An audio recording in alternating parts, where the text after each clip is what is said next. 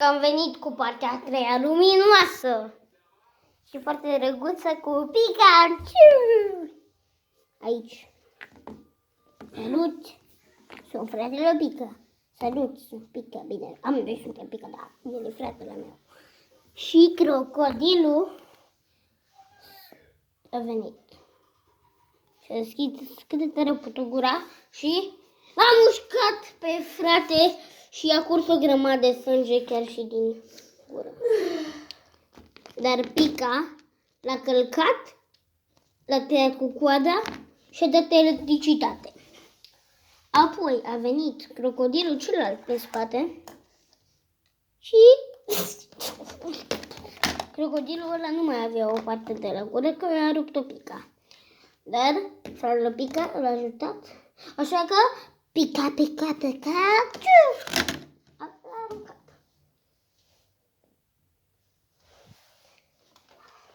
A venit Tyrannosaurus Rex.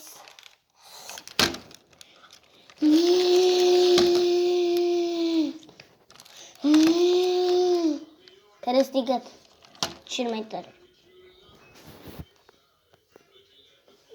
Apoi Pica și-a dat mega electricitate cu fratele.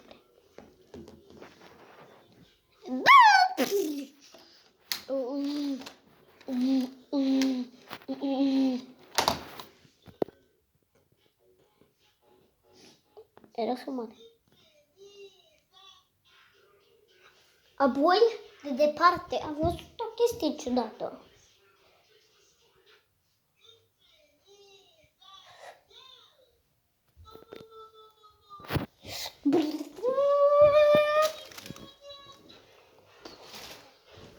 Era foarte departe de ei. Era un dinozaur mic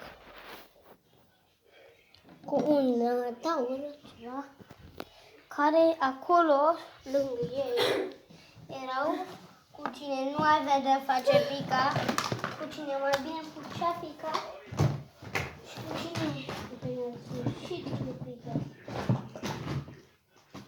Era un robot, dar robotul ăla avea o chestie specială. Robotul ăla avea un tigru în el, alb. Și tigrul alb s-a dus până la Pica, prin spate, și robotul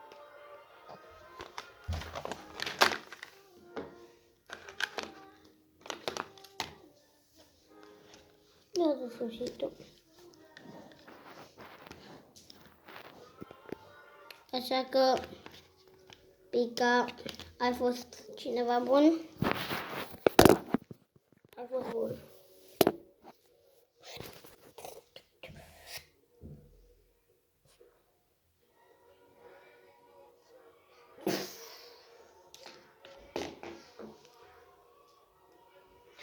Pica s-a enervat cât de tare a putut și a tras cu o mega electricitate robot, adică fratele Pica. Și uitați, robot a încercat să se ridice. Pica i-a dat una, dar Pica nu știu un secund. Dar Pica s-a enervat foarte tare. Dar uite ce a venit. Am spus că erau ăștia doi. Unul unde a venit prin spate cât de tare a putut cu coarnele. L-a blocat.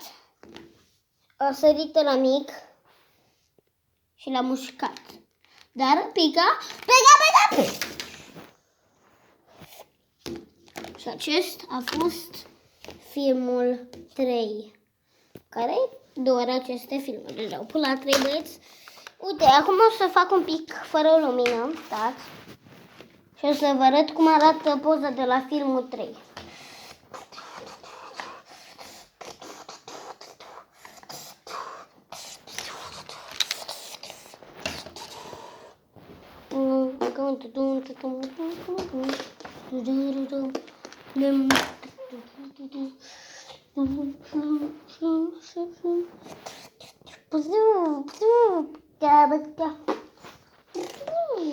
Băca, băca. Bucu. Băca, băca. Băca, băca. Și vă recomand un canal care să strângă 1000 de like-uri. Care îi Lupu. Deci chiar intrați pe canalul ăla.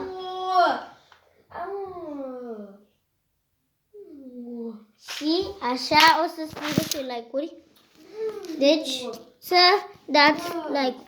Acesta e trailerul și acesta a fost episodul.